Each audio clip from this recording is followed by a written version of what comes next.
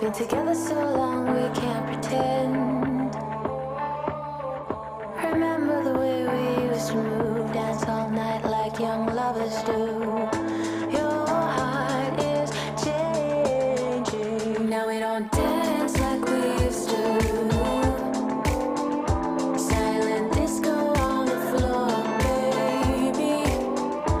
Mr. DJ, he'll get me through. When the beat's gone, you can't save me, baby.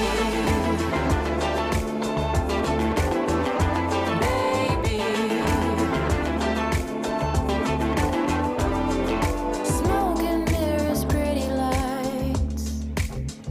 Another runaway city boy getting too high. But boys like you tell pretty lies. The 5 a.m. low in your eyes says your heart is changing. Now we don't dance like we used to. Silent disco on the floor, baby. Mr. DJ, you'll get me through. When the beat's gone, you can't save me. Now we don't dance like we used to. Silent disco on the floor, baby. Mr. DJ, you'll get me through. When the beat's gone, you can't save me. Under those lights, you turn it on right.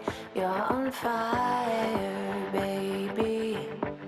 Still drinking too much has got you losing your touch tonight. Now we don't dance like we used to. Silent disco on the floor, baby. Mr. DJ, he'll get me through. When the beat's gone, you can't save me,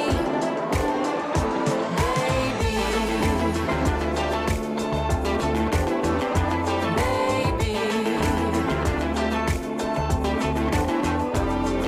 Smoke and mirrors, pretty lights. Another runaway city boy getting too high. But boys like you tell pretty lies. The 5 a.m. low in your eyes says your heart is changing. Now we don't dance like we used to. Silent disco on the floor, baby. Mr. DJ, you'll get me through. When the beat's gone, you can't save me. Now we don't dance like we used to.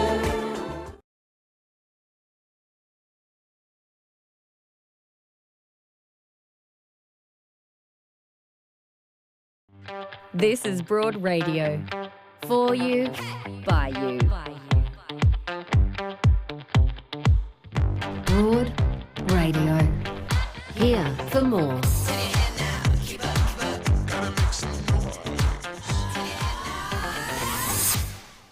Good morning and welcome to Broad Radio. I'm Jo Stanley. My co-host today is the brilliant Rana Hussain. Hello, Rana. Hello. Broadcaster, diversity and inclusion expert, you name it. She's across everything. All the things. Sports, love it. Mother, lover of Hamilton. Are you? We haven't got time to stop down to talk about that, but we don't. I could do a full hour on Hamilton, I reckon. well, lock it in for January, babe. I think so. Done. Hey, listen, we've got a beautiful show coming up for you. Kerri Sackville is joining us to talk the horrors of swimsuit shopping later in the show. She is, of course, columnist and Broad Radio co-host regular. We're meeting one of the new superstars of STEM, I should say. Oh, my gosh, it's going to be one of those days, love. Another coffee? Let's get it. Everybody calm down, slow it down. I'm going to say that again. We're meeting one of the new superstars of STEM, as Triana, our producer over there, has her head in her hands already. Settle down, we'll be okay. It's going to be a long one. It's going to be a good one, though. No, it's going to. So Superstars of STEM is this amazing program that is all about getting women more actively involved in STEM industries, and we're going to be joined by neurophysiologist Dr Kelsi Dodds, who her expertise is how we feel pain, very interesting, but specifically pelvic pain, which is that's a really important area to speak about. And also Shaynna Blaze is joining us in a moment to talk about her charity Voice of Change, which is a not-for-profit set up to change the conversation around gendered violence. If you are joining us live on Facebook or YouTube, do please share your comments and your thoughts along the way. We always love that. And, of course, you can always catch up on previous episodes of Broad Radio via our podcast, Broad Radio on the Go. So it is pertinent, I think, that we start with Shaynna in just a moment and this conversation around gendered violence, because of course this week Rana, very much the headlines has been the aborted retrial of Bruce Lerman, who was charged with the alleged rape of Brittany Higgins, and this very really tragic turn of events. I mean, how does it get worse for Brittany? I don't know, that these charges were dropped out of concern for Brittany's health. Because she's been subjected to just an incredible, well, the DPP, Shane Drumgold, said that she was subjected to a level of personal attack he had not seen in over 20 years. So that was horrific. But of course, her experience in the court has really laid bare what most of us know, if you have ever bothered to read about it, the experience of complainants when they are going through, a complainant around their own rape experience. Horrific. It's awful. And I think it's awful in all the ways it could possibly be. I mean, we talk about the fact that, you know, if you're going to go through the process of taking charges to someone who, you know, has assaulted you, you are warned that it's going to be arduous and grueling. But of course, for Brittany Higgins, so public as well. And I think for me, what's really interesting, because I've heard people say, well, it was kind of her choice to be so public about it. But the key there for me is that she said as well, you know, I don't trust the system. And now we can see why you wouldn't trust a system that really asks you to lay bare everything, as she said in her own words, where the burden of proof was on her to say this actually happened to me, and to feel like you need to kind of be public about it for there even to be that kind of accountability says everything, really. And I think as well, you know, many women have been through experiences of assault and trauma where you are in that place where you make a choice. Am I going to go through with this or not? And the idea that you have to prove something that's happened to you can then also be internalized. I know for me, you know, when I have been in this kind of a situation, you are asking yourself, what actually happened? Because there are clear-cut cases of assault, right? And then there's always those ones where it's quite murky, the context is very different and difficult, and what you're getting asked is, what were you doing that day? What were you wearing? What were you drinking? Or even is your memory correct? Exactly. Like that, and that is the absolutely. And I don't know if you've read Witness, the Louise Milligan book, where she really just is so, she painstakingly goes through the Saxon Mullins when she was a complainant for her alleged rape.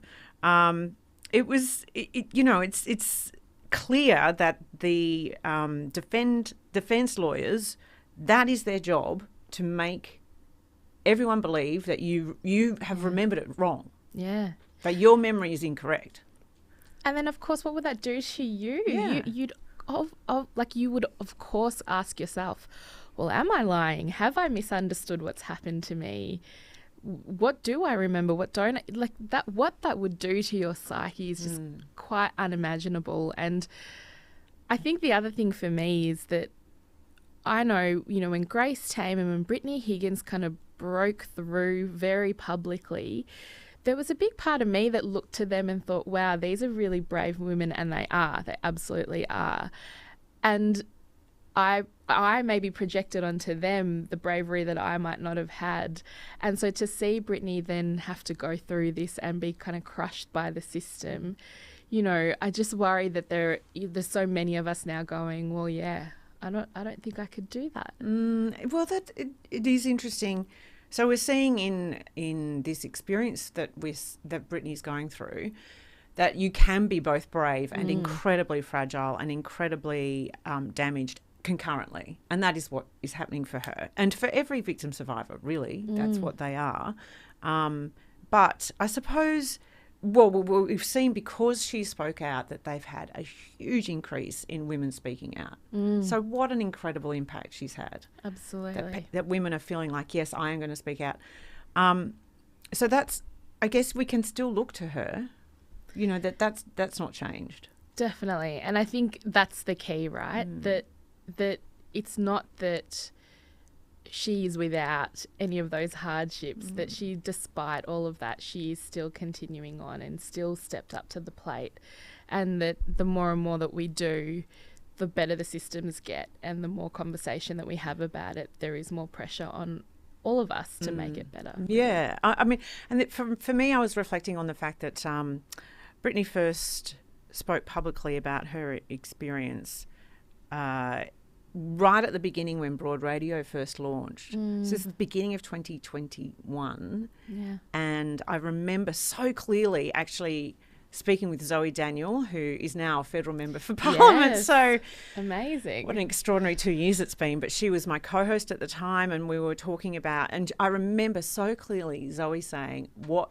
now for Brittany? What happens to Brittany now? It was right at the beginning. And we've seen this extraordinary journey for her, and how she has done so much, that we had the March for Justice, which really came out of the fury that Australian women were feeling.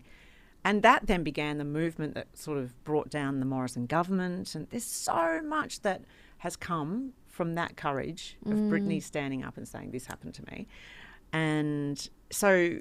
But she won't be defined by that either, I think. I think she has such a huge future. I see on her Instagram that she is now a visiting fellow at the Global Institute for Women's Leadership. So there's a photo there on her Insta with Julie Gillard, and I just think what impact that her future will hold as well. I was just thinking that, when you talk about impact, there's very few who've done what she's been able to, and really brought a conversation to kitchen tables and between mothers and daughters.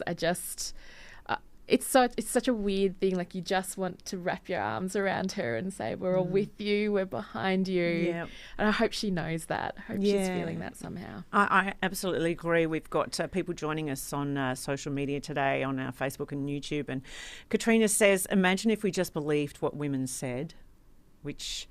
You're so right. Imagine if we had a system in which the onus of proof is on the accused to prove that you have consent, which is now changing. There is now a shift towards actually the onus of consent is there for many, we're looking at that as far as legislation is concerned around the country. Donna is saying the media narrative is mostly to blame for the hate pile on Brittany Higgins. It was always called the Brittany Higgins rape trial. Which is it's absolutely true. Media with moderated comments would only let the pro... I'm wondering if this is something I didn't know, but would only let the pro-Lumen anti-Higgins comments through. Wow.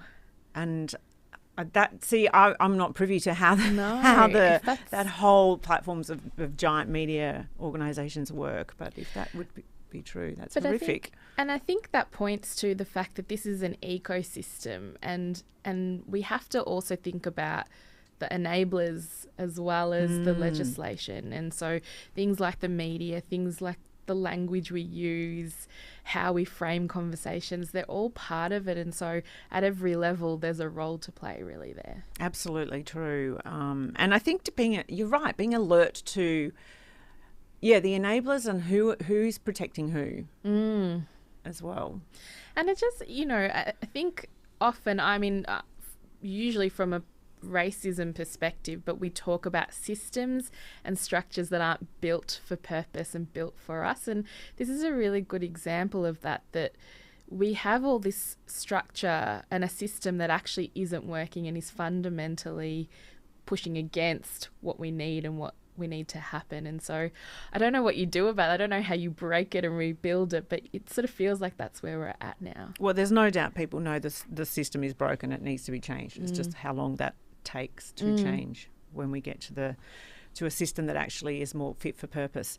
But yes, we are with Brittany Higgins and, of course, all victim survivors who are incredibly courageous. And so let's continue the conversation, because there are many ways in which to have this conversation. And I think our next guest is achieving really important conversations in creative ways. Her not-for-profit Voice of Change is all intended to continue the conversation around gender violence. Most people know her as the very stylish and clever judge from the block. Hello, Shaynna Blaze. Hello, how are you both? Oh, Dulce, it's great to see you, and thanks for joining us in this week where, we're all feeling a little bit shell-shocked for this, how this has unfolded as far as Brittany Higgins is concerned. And as Rana said, we're all putting our arms around Brittany at this time. Yeah, and I feel like the way... she doesn't have to speak out to the public, but I feel like the way that she did it through her Instagram post was one, taking her power back and grace and dignity, and really calling out that it was the Brittany Higgins trial when it actually wasn't. And it really emphasises that the victim is put on trial, not the person that's accused. And yes, it is innocent until proven guilty, but... it does work both ways, that the victim shouldn't be on trial to the scrutiny that she was.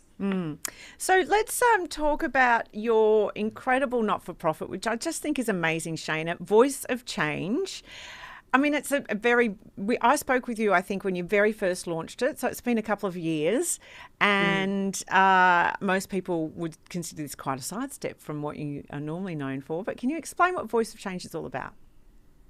Look, Voice of Change is really about using the arts as a communication tool to really change the culture and underpinning what we think family violence is, domestic violence, and using equality and respect as the change. And we are, the conduit of all these different organisations and corporations that are private equity, that are government equity, and trying to get that message through to everybody by using the arts, because there's all these incredible resource materials out there that is quite hard to find, and it's quite hard to actually communicate. But through the arts, people feel like they can take it in, get the message, and then the support material of all the people that we're working with really helps people take responsibility of finding ways that they can make change. It's true. I think there's something very powerful around telling a story and really evoking a response that then you can have a conversation and make it more useful and perhaps sort of shift attitudes and behaviours. Yeah. And I think that's the thing also, you were fantastic in the fact that you emceed a panel discussion in our preview screenings of how we were going to do the movie. And I think everybody who's seen the movie literally can't move once they've watched it, but the empowering part of that we wanted people to take away is go, well, this is something that we hear all the time. This is something that we know is going on behind closed doors in the news, and people think it's this big problem that we can't be part of. But it does come down to all the small tools that we work on every day of harm prevention before it gets to any stage of violence. It's educating young girls, young boys. It's educating the people in the sports area about equality, respect in the workplace, because all those sort of layers of community and lifestyle, if we've got disrespect and inequality happening everywhere, people get used to taking that home with them and not being called out in front of people and behind closed doors. So it is the community learning how to treat each other and it isn't just about calling out violence, it's calling out bad behaviour before it gets to violence. So you're referring to the movie The Fort, which is a film that your kids made, your beautiful son Jess and your daughter Carly, wrote, directed, edited and created this film that is about an abusive relationship. So just how did that come about? Like, it's a massive undertaking. Well, Carly and Jess work in the industry of TV and wanted to get into movies. They didn't go in the design world. They went on the other side, the entertainment.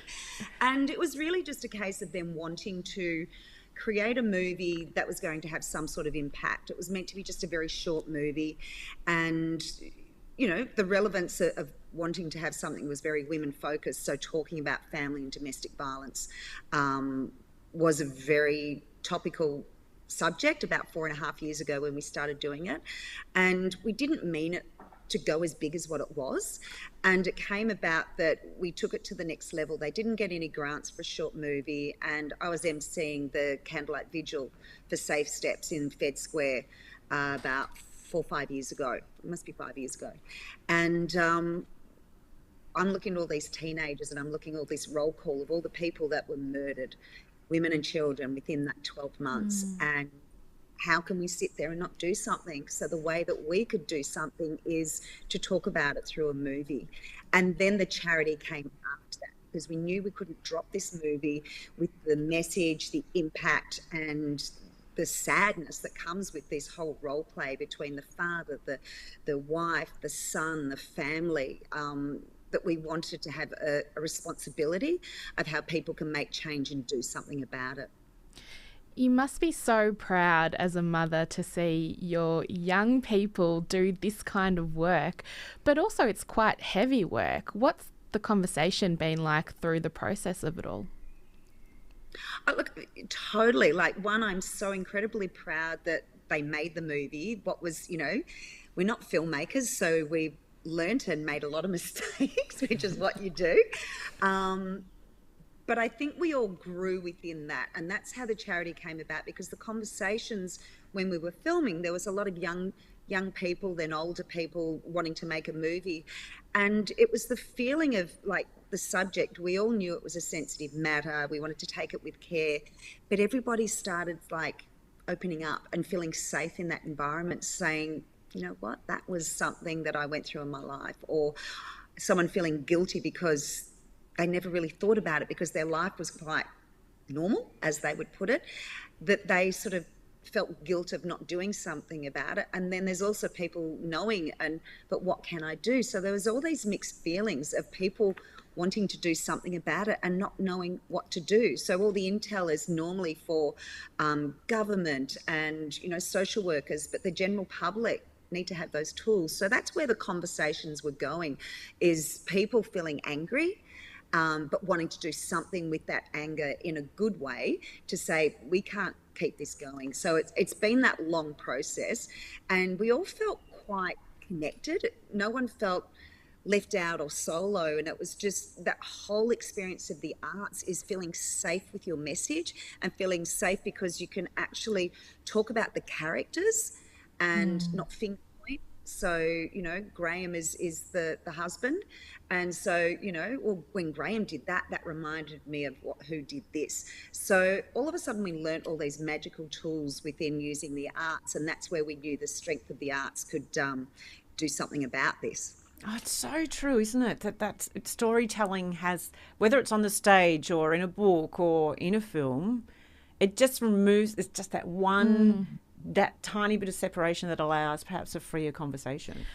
I want to ask you as well, Shaynna, you sort of talked about some of the drivers of violence before, and one of those is stereotypes and gender norms and breaking those down. And we often talk about, you know, women breaking those stereotypes down and what it looks like for women to take up roles that are very different. But I want to take you to the block and actually think about your fellow judges and a different type of masculinity that's presented to us through them as well, and how important it is for men to see that they can be a whole range of things. I think that's incredible. That's such a good point, because Darren and Neil are very strong, intelligent people with so much empathy and so much kindness at the same time. But we have to have that look and feel of strength because we are experts and we are judges.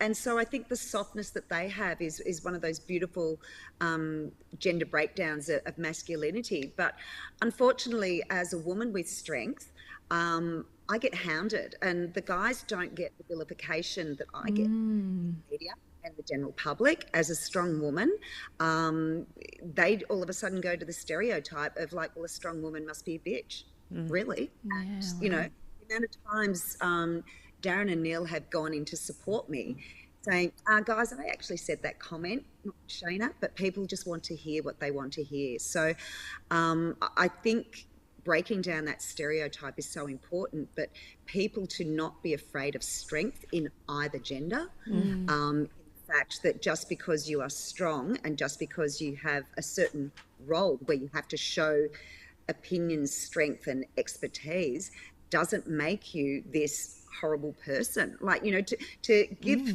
expertise and people turn around and say you're a bully, it goes, well, that's not a bully. That's just being an expert. And it's not, you know, it's judging a thing, not a person. And it's all those sorts of parts that come with it. So I totally agree, breaking down that gender norm of masculinity. But I think we're not saying true to, we want women in powerful positions, but we want them to be a powerful person down there. I'm often outraged at the vitriol you get, Shaynna. Just you're playing a role. I mean, and you know, Absolutely. if you weren't strong in that role, then you would be failing to play it. So it's, to me, complete madness. But what's also really powerful is that, I mean, Jess directed The Fort, and having men as a part of this conversation is very critical to the whole process, isn't it? Yeah. And I think the thing is also, you know, it was low budget, so we all played a lot of roles. So Jess is an actor, so he actually played, you know, the perpetrator, Graham. And the only thing is that there was a safety in that as us as a family, because he is so far removed from that character. But it was also not being afraid to show the vulnerability of that character, because part of the things of The Fort is about generational violence and trauma. It's not just, you know, when somebody has domestic violence, it's not just because of one moment of what's happened. It's things in their past and what happens there. So, you know, having somebody as an aggressor to have some sort of generational trauma is just not looking for empathy, but trying to understand, what are these triggers? Where does it come from? And I think, you know, we've had a few people see the movie a couple of times and they're taking away different elements of that. But, you know, I do take my hat off to Jess's generation. You know, we have a lot of trades in that age group too, that they're really open to all these discussions. They're not fearful of breaking the gender stereotype. Not all of them, but there is a lot. You know, in those late 20s, early 30s that are really sort of like, you know, making sure that things are more even and making sure that they're trying to break the stereotype as well. I do love hearing that, particularly in that sort of the world of trades where you play in that world. Not all of us do, I've got to say. If you want to see The Fort, you can actually organise your own screening, which is a fantastic way of both fundraising, but also maybe in your own community, whether it's sporting clubs or school or workplace or whatever, you can actually, you know, have this conversation. So head along to, it's films.fanforce.com. And it's a fantastic platform where you can organise your own screening of this film and really just explore the themes and the narratives in there. Very powerful, Shaynna. Yeah, and I think that's the thing also, like, you know, booking a screening doesn't mean you're outlaying all this money. It just means you're booking it, and then you invite everybody to come along, buy a ticket, and then you can have those meaningful conversations. I think that's the thing. If you're going to book it with your friends group, or you're going to book it with a sports club or your workplace, it just means that you're all having that conversation, you know, and like people go to the toilets afterwards and they're standing in the bathroom going, oh, that movie, and you take it to the next level. So it's an important conversation.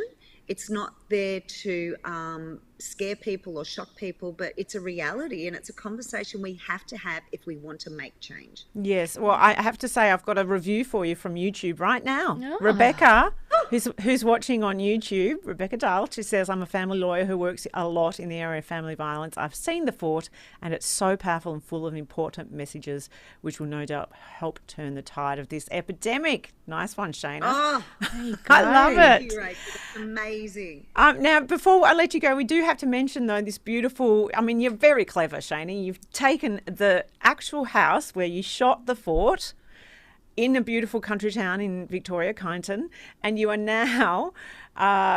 you've done this incredible, beautiful, another reality show, Country Home Rescue, where you have shared with us the renovation of this house with your two kids, and it's literally just a window into your family life with beautiful Jess and Carly. I love it so much. Yeah, look, it is one of those things where, I am a very private person, but now I've just opened the doors. But it was one of those things that, people, as we were talking about, as a judge and what I do, think that I don't know what I'm doing, or think that I only know cushions or styling. There's just so much about it. But when you're doing a family home or a home forever, it is not a competition. It's so different to, the block. It's different to selling houses. It's different for profit. It is one of those spaces where it has to come from the soul of how you want to live as a family and grow with you.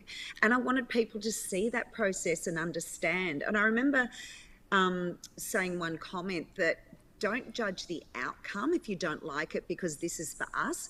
Judge the process. People learn. They want to go, well, how do you do it? Well, this is how you do it. Maybe not all the pain that goes with it, but the process of getting there is hopefully what people understand. I have to say, I mean, the thought of renovating with my parents is terrifying. So I am so impressed with you and your family. I agree. It's kind of amazing. I mean, they're beautiful kids, and then we see, and what I loved is that, you see the little room that you've created for your first grandchild, Olive, and it just, it just makes it really real, Shaynna, that this is a family home and you're sharing it with us, and I love it, and oh my God, I want to stay there. Come on up for drinks, Dale. We've got a lot to talk about. We really do. Shaynna, thank you so much. Head along to voiceofchangeau.org if you want to know more about this incredible not-for-profit. Head along to thefortmovie.com if you want to see the trailer for The Fort. And, of course, I would highly recommend that you organise a screening of The Fort, because it really opens the door to some really important conversations. Shaynna, thank you so much as always. Thanks so much for your support, and congratulations on this incredible platform that you created with Broad Radio. Thanks, love. I'm in a new strategy. Well, I did predict we'd be running over time. How could you not, though? We've got She's so much incredible. to do. It's true. There's so much to talk about today, and I couldn't move on. I mean, I always I look for themes in the show each week, and Very clever like I'm that. going to suggest. Well, thanks. I'm going to suggest that today we're embracing trailblazers, right? Okay. Shaynna and all that she's doing there with Voice of Change. Of course, we've spoken about Brittany Higgins already. And this week I was pondering this report that was released on Monday by the Monash Centre for Health Research and Implementation that is telling us that it's going to be another 200 years to reach gender parity, pay parity, I should say. And, women are $24,000 behind in income and $45,000 behind in super annually. I mean, it's a story that goes on and not surprising. No. Almost no. quite boring in a way. I know, it was kind of one of those like, do we have to? Yeah, yet again we learn this. And as I was pondering that, right, I'm leading to something here. I came across this tweet from ESPN Marissa Lord-Danick. Do you know? Yes. Yeah, do you know Marissa? Yes, she's amazing. Yes, so she said the Socceroos have earned $13 million for their round 16 exit, and the Matildas earned $1 million. So I'm like, okay, so there's this incredible, very stark reality as far as gender pay gap is concerned. And I thought, does anything ever change, and how do we change it? And then you highlighted to me that you are going to be doing the cricket And I thought, Yes. well, this is how it changes. Different faces, different voices, and trailblazers such as yourself Oh, Jo. doing the cricket. Tell us what you're doing there. Yes, my inner child is just buzzing. So I was very lucky to be asked to be a match day host at the ICC T20 Men's World Cup. And of course, I grew up going to the cricket, watching World Cups, sitting with my community, following the Indian or the Pakistani teams, and to actually kind of 30 years later be on the ground at the MCG and across the World Cup match day hosting to my own community, representing our people, was just amazing. And then I get the call to say, do it all over again for this summer of cricket. And it's one of those things, like it's so important to me, Rana, the individual, to kind of play out a dream. You know, I would watch the sport and I loved it, but I was always watching the sideshow and who's on the mics. To then be on the ground and have young Muslim kids watch me do it and realise it's possible and get excited about it is just something else completely. And of course, it's not easy to get up in front of... Oh my God, I would be shitting myself. 80,000 people at the MCG. Rana.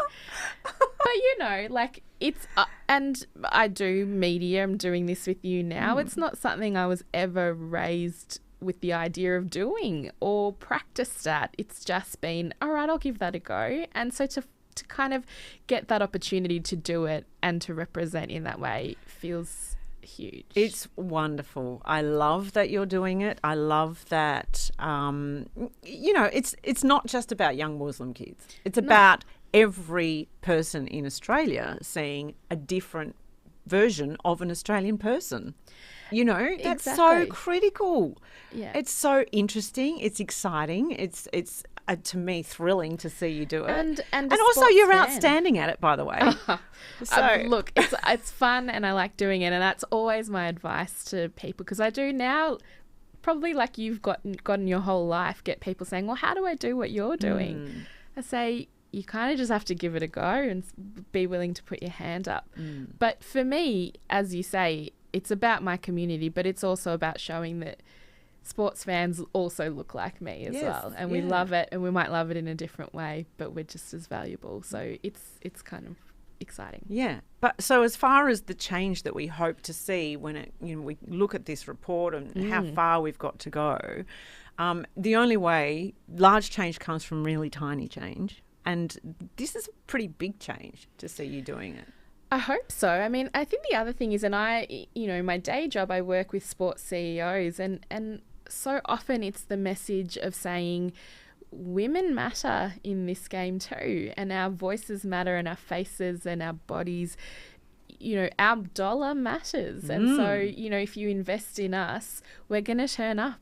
And you actually just have to build it. And I think that's where we fall down. People, you know, you get stuck in that cycle of, oh, well, the men's game makes money, so we invest more in that to get our dollar back. But it's actually about turning up and saying, no, women will turn up to sport too, because we love it too. So invest in us. Love it. Congratulations, and I can't wait to see you there on the MCG. Thank you. Amazing. It's a pretty beautiful thing to walk on the MCG. Oh, it's stunning. It's stunning. Gives you thrills. Well, congratulations to you, and I can't wait for Thank that you. over this summer. In just a moment, we're going to meet another trailblazer. Whenever we're apart, we miss each other so much. So, please accept this daily dog as a sign of my love for you. Broad Radio. Talking inspo we love, info we need, and sharing more of us. Watch and listen live every Tuesday 9 a.m. Australian Eastern Daylight Savings Time at broadradio.com.au, or find us on Facebook, Twitter, YouTube and LinkedIn at Broad Radio Oz. Talk to us live. Call on 1300 8 Broad. Catch up on demand anytime, anywhere, every time, everywhere. On the train, we'll be here. 2 a.m. existential crisis, we've got you covered. Broad Radio. Here for more. We carry on celebrating trailblazers, and this moment we're going to be doing it with one of this year's superstars of STEM. She's a neurophysiologist who is most passionate about understanding how pain signals are detected by female reproductive organs like the uterus, which makes me most passionate about her. Hello, Dr Kelsi Dodds. It's lovely to see you. Hello, Jo. Hi, Rana. Hi, everyone. Hello. Thanks for having me. So not everyone knows about superstars of STEM. I am aware of it because I've been lucky enough to be a mentor as a part of the program, and I'm not someone who has any idea about STEM, but I shared what I could as a mentor, which was, well done, keep going with what you're doing. But can you explain, as one of the participants, what Superstars of STEM is all about? Yeah, sure. So Superstars of STEM, it's a program that's run by Science and Technology Australia, and its goal is to raise the profile of women and non-binary people that are in STEM careers within the media, so that there's more diverse role models for young Australians to look up to in STEM. I just love it. Music to my ears. I can't tell you. It is so amazing and game-changing. Yeah, and it's had huge impact, particularly with, young girls and, high school students. Yeah, yep, that's right. So I don't know exactly what we're going to do in the program because for my cohort, it starts next year. But I do know that we get to visit high school students and opportunities through the media, such as radio and on TV, and training with interviews and how to speak to the public. So yeah, it's an amazing platform to help us. Can I ask you, Dr. Kelsi, I have a 7-year-old at home who is quite STEMmy, which is also very strange for me, who's not at all STEMmy. Is there an age where that kind of clicks on for young people? Because I know with sport, and I'm in sport, there's that thing where you kind of try and introduce it to them early. Is there an age where young girls in particular do start to tune in to STEM? I'm not quite sure about that, Rana. I think the younger that you get the exposure, the better, because people will start to think from that young age, oh, that's something I can do. When I was young, I didn't really see any women or diverse people in STEM. So I actually never considered it for a career for myself. I was always into dancing, and I thought I was going to be a professional dancer. And it wasn't until I was much older that I started to see, particularly actually in university, I started to see some really great women and diverse leaders. And that's when I thought, oh, okay, maybe this could be for me. But I would have loved to have known when I was younger. So I think in primary school, it would be great.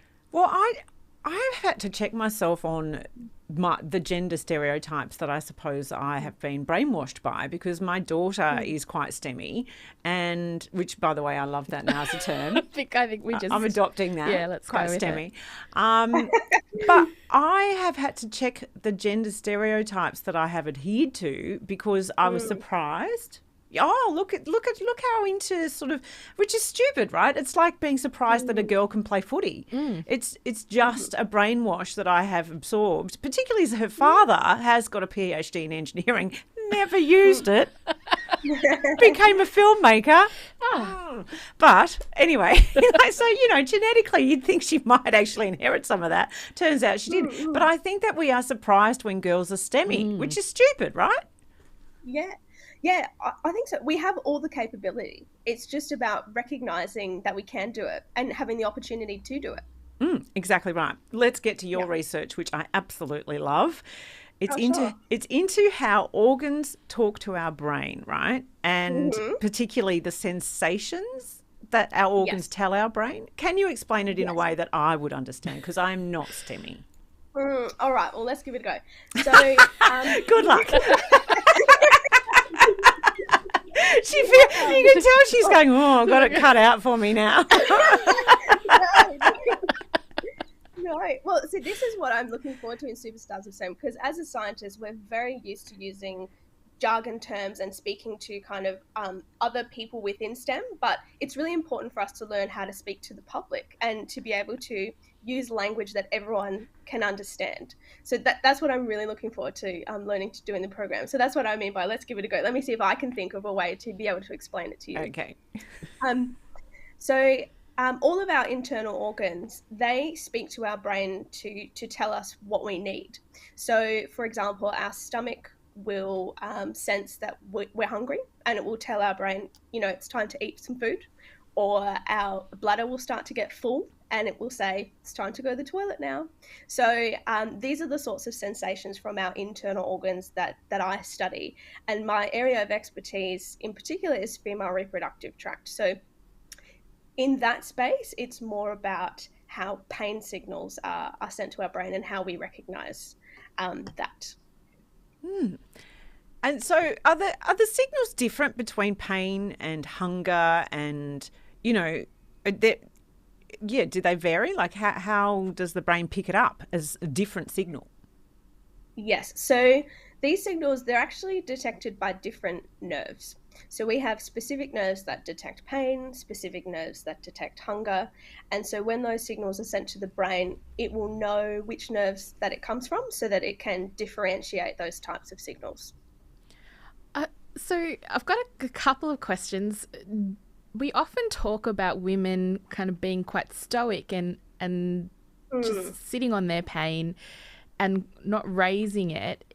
Do men and women experience pain differently? Is there research around that? Is that something that you would look at? Yes. So pelvic pain, both men and women experience pelvic pain, but the signals are different, particularly when it comes to chronic pain. There's a lot of research now showing that men and women process chronic pain differently. So yes, there is definitely sex differences, and that's actually a huge issue in my line of research in the pain space, because typically it's only been men that have been studied. So there's a huge lack of information on female-related pain. And now it's beginning to be recognised that it should be looked at in females. And so there's a lot of extra research now looking at female-specific pain, which is great because it is processed differently. It means it needs to be treated differently. And that's one of the reasons why pelvic pain and pain in women is not treated very well these days. It's because we simply don't have the knowledge and we don't have the tools to be able to treat it. And it does seem, you hear it over and over, that women will present with pelvic pain for whatever reason and are completely dismissed. Is that part of the reason, that there's just no knowledge? Yes. It starts off with an acknowledgement that women are not making up their pain. They genuinely do feel it. When women present with pain, it's usually taken a lot of effort to get there. So they shouldn't be dismissed because often we're told, it's all part of being a woman. That's just how it is. So why complain? And so absolutely, it needs to start off with an acknowledgement that it's a real thing and then look into the reasons why it's actually happening. I was just going to say, and is that the message today, that if you are feeling pain, don't just sit on it, go get it checked out? I know so many women in my family who will do that. They'll complain that something's hurting, and if you say, well, go get it checked out, they're like, oh, no, it's fine. Yeah. Well, see, this is the thing about pelvic pain in particular is there is often a delay in diagnosis just because someone won't present early enough, but the longer that you leave it, the more opportunity there is for things to go wrong. So it kind of snowballs, and then there's more things to treat. It's not just that simple issue in the beginning. It's actually it's moved on to different organs. It's coming from different sources. And so you need a modal kind of approach to treat it. So it's much more difficult. But I think it's about stepping back to even before the pain.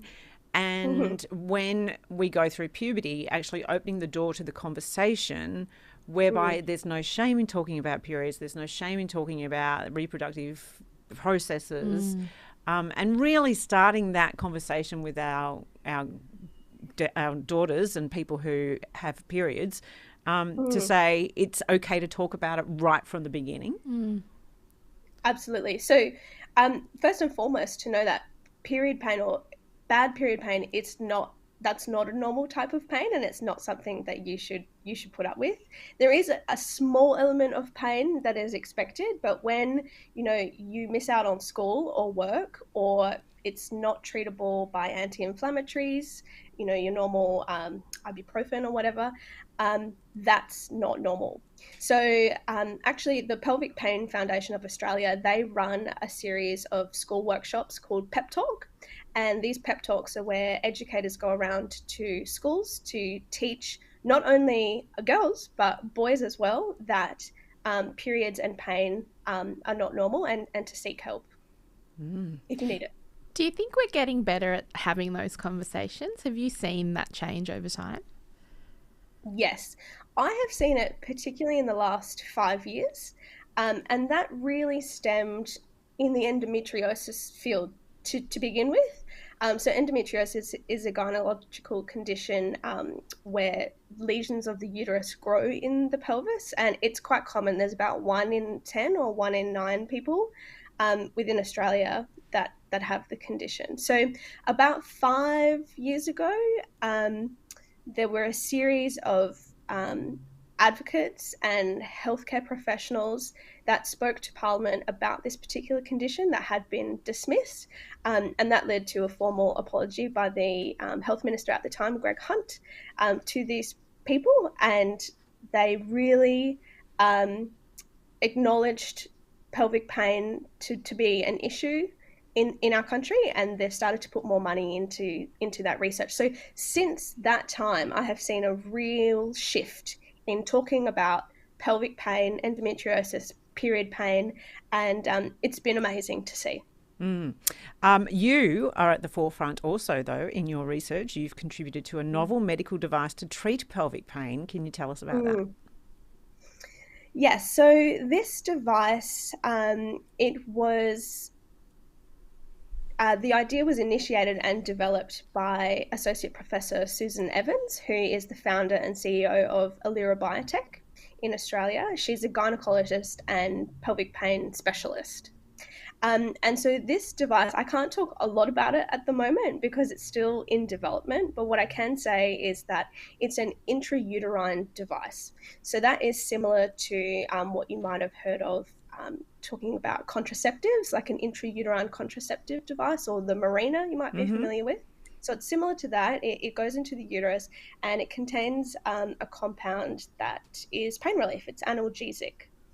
So that is how it works to treat pelvic pain. And so that will be undergoing clinical trials next year, and hopefully will be a new kind of avenue to treat pelvic pain soon in the future. That's so clever. So simple and clever. Right? You're very STEMmy. I hope that's up there next to your PhD. Just very STEMmy. That's right. What I love, though, is that even that organisation, that biotech organisation exists, that is dedicated, obviously, to research and treatment for gynecological issues. Because again, I feel that's a huge step forward. Yeah, it's amazing. There's not one thing difficulty about pelvic pain is because we don't know a lot about it and how it develops. We don't have a lot of novel treatment avenues to try. And so that's what's really amazing about Alira Biotech and these other companies who are working to develop new treatments for pelvic pain. It's so that we have those options available to try and relieve pain in such a large proportion of our female population. Well, and we were talking earlier about the recent report about how far we have to go for gender pay parity simply alone, let alone all the other gender inequalities. Something like pelvic pain really has an impact on that. It's like we know that endometriosis has an impact financially on sufferers. So this is fantastic. This is all contributing to shifting basically gender inequality. It's amazing. Absolutely. Yeah. Well done. Thanks so much. It's been great to have you on Broad Radio, Kelsi, and congratulations on being a superstar of STEM. Oh, thank you very much for having me. It's been great to talk to you. And thank you for your patience in explaining all of that to us. Oh, I hope no tense. I feel a little bit more STEMmy now. It's great. Thank you, Dr. Kelsi. Thanks, Kelsi. No worries. See you later.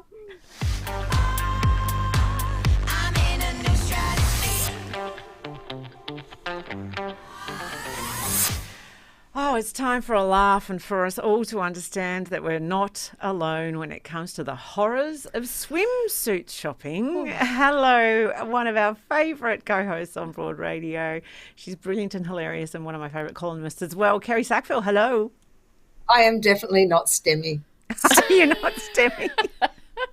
I mean, it's just, such a great term. Did you study STEM at all, Kez? Oh, we've lost you. Hang on a second. I did. Go. Am I here? Yeah, you are. Am I here? For my HSC, which was, in about 1920, I just scraped through. I did one science subject. I did biology, and I got 52%. I remember. Look, I'm very at proud least of you knew that. early. Yeah, that's a win. I would take that. It's a total win. But I just wanted to say that I feel like this segment kind of segues really nicely from the last one, because we all know that pelvic pain is an issue, but it's nothing compared to the pain of buying a swimsuit. Like, let's get real. That is the most profound pain that any woman can experience. None of us are disagreeing. Pelvic schmelvic. So you, Kez, you did bear all when you took us through a recent shopping expedition. I did. And look, the only reason I did it is because I've been wearing the same swimsuit literally, I think, for 6 or 7 years, just a very basic black kind of bikini, but quite, not a teeny weeny incy bikini, like a reasonably cumbersome bikini, you might say. But anyway, it had completely degraded to the point where last summer when I was swimming, I'm not big in the chestal area, let's be real. Like it's all just padding here. Like I can go like that and I won't feel anything because it's just so padded.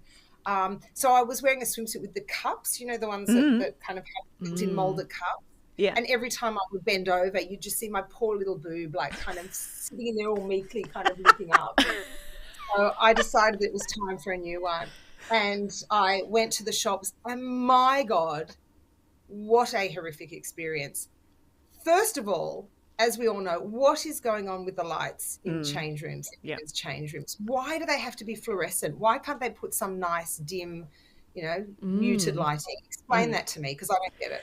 Well, but is it because they want you to know the full reality so that you don't get a shock when you then see yourself on the beach, reflected in a mirror, sunglasses or something, and you go, holy shit, if I'd known I looked like that, I would not have bought these bathers. Do you think? I don't know. I don't know what it is. I think it's just carelessness. I think I would be much more inclined to spend time in a change room if the lights weren't making me look like, I was 107 and had just woken up from a 3-month coma. No, really.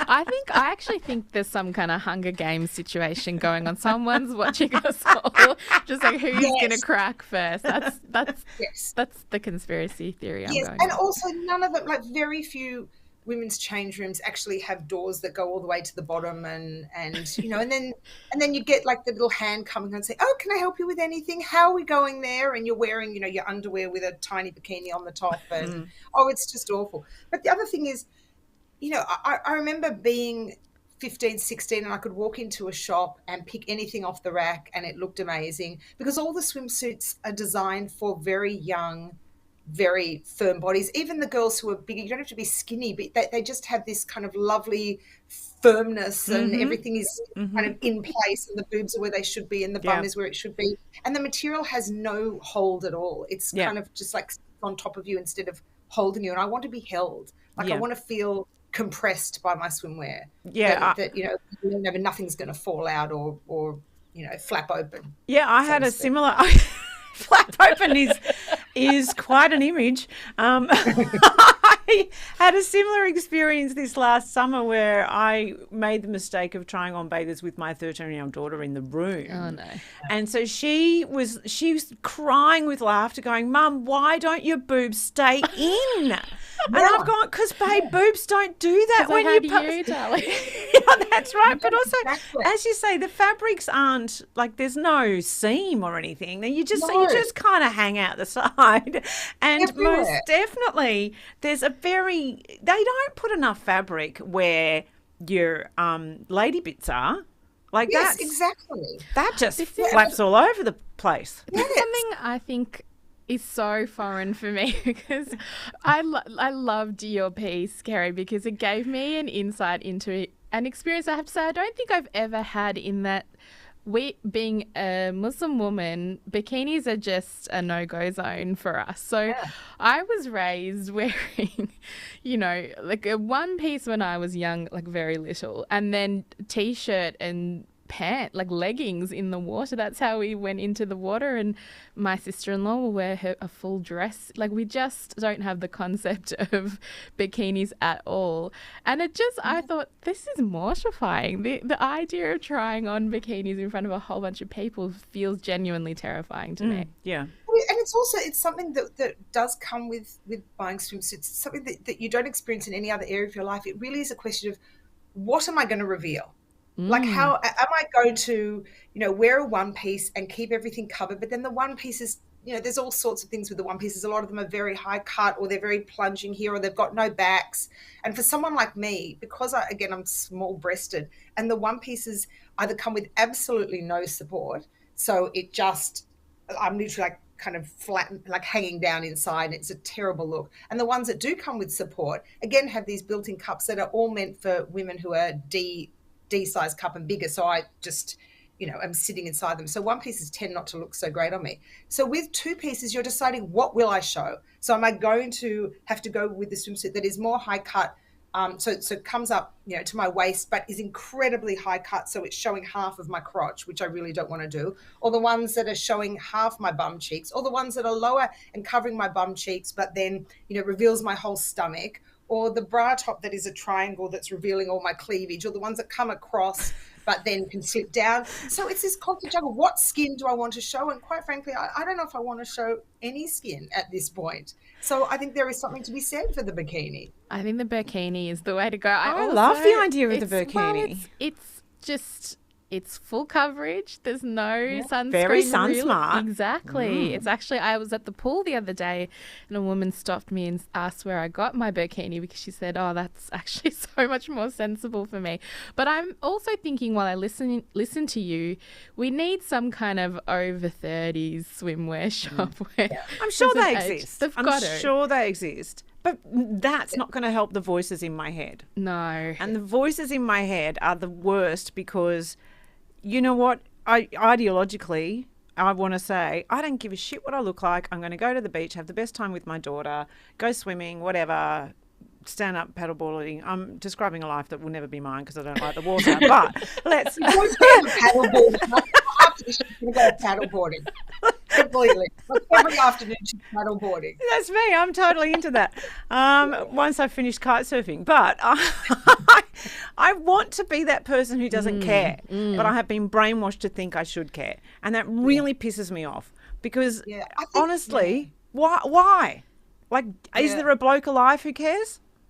No, men don't care. Men don't care at all about that kind of thing. This is all women judging other women. Of course, it's because we've internalized all the messages that we're getting from the world, that this is what you need to be, not even attractive. This is what you need to be a valid woman in the world. And I have a real issue with, the whole kind of concept of gorgeous over 50 now, which is all over the media. All these women are still sexy over 50, but what they look like when you're looking at these women who are the supposed role models for women over 50, people like Nicole Kidman, Jennifer Lopez, Jennifer Aniston, and these are women who still have bodies like they did when they were 30 or probably 25.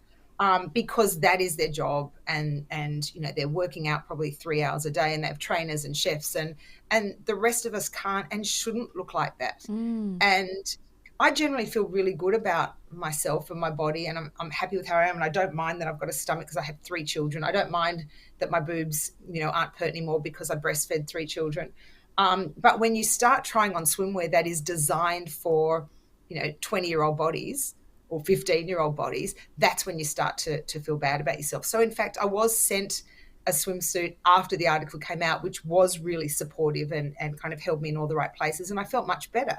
The problem with that, though, is that a lot of these specialty swimwear stores are online, and I don't feel that swimwear is a great kind of piece of clothing to be buying online, because you just don't know how it's going to look until you try it on. No, absolutely. So we need the department stores to stock a wider range of swimwear. I went to the department stores, and it was hopeless. Tiny range, garish colours, tiny, tiny, tiny swimsuits. And that's where women of our age are shopping, I think. Yeah, you're so right. Yeah, just a That wider phone's range. right. For the Yeah. for the bodies that just, you know, where we just go, do you know what?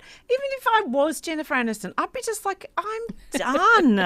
But like I'm tired. I've always been a plus size young person. Like I've never ever walked into a store and felt like this is for me. It's always been a struggle. I would love more diversity in that way as well. But I think we were talking about Europe off air before, and I think what's so great about their beach culture is that they do wear really skimpy bikinis, Yes.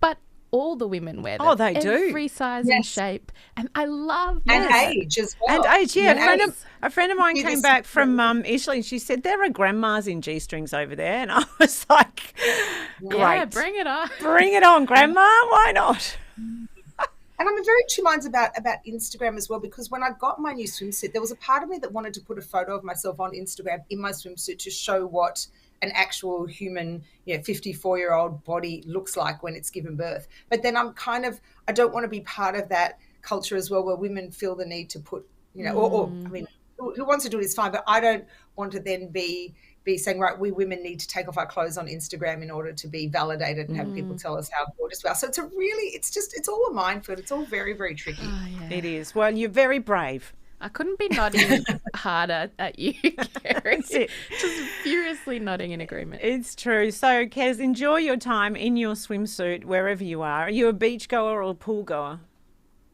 I'm a lying by the pool, eating a burger, drinking a cocktail kind of girl. Like occasionally taking a dip, like just a gentle immersion when I get too hot, but not a lapse, and definitely no kite surfing or paddle boarding. Like the cozzie's going to come off, like the bathers are going to fall down and the boob's going to pop out, and no one wants to see that. So No. I'll step up.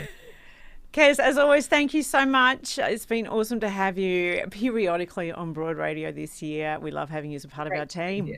Have a great holiday season. You too. Thanks, Kerri. Bye, guys. Thanks, Kez. Oh, well, I knew we'd go over time, but I just have to finally mention another extraordinary trailblazer, Mandy Walker, Amazing. who has just won Best Cinematographer in the Actors this week for her extraordinary work shooting Elvis, Baz Luhrmann's film. Beautiful film. She's just amazing, and she, can you believe this, is in the world the first woman cinematographer to win an award Ever. so Ever. no woman has won. I mean, maybe small awards like your local council festival, who knows, but I mean, like your Oscars, your BAFTAs, your actors, your biggies. First time ever a woman has won for best cinematographer, which blows my mind. Yeah. How have we let that happen? My goodness. Well, but it's amazing. not up to us, is it? Exactly. It's not up to Exactly. us. But yes, congratulations to Mandy Walker. I absolutely loved that film. She did an incredible job shooting that. And let's hope. I mean, the headline said glass ceiling smashed. Oh, yes. Like Well, that's fixed that problem now. One woman has won. one and done. I really hope that's not the case, even though we know that tends to happen. Yes. So let one woman in and then shut the door. Yeah. So congratulations to Mandy. Rana, thank you so much. We're going to see your work over summer cricket. Yes, tune in. Thank you so much for having me. It's been so nice. Delightful. Next week is our last show for the year, actually. So I'm glad that we snuck it in to get you on the show. I know. And we will see you next week for our last show for 2022. Thanks for joining us as always on Broad Radio. We'll see you then.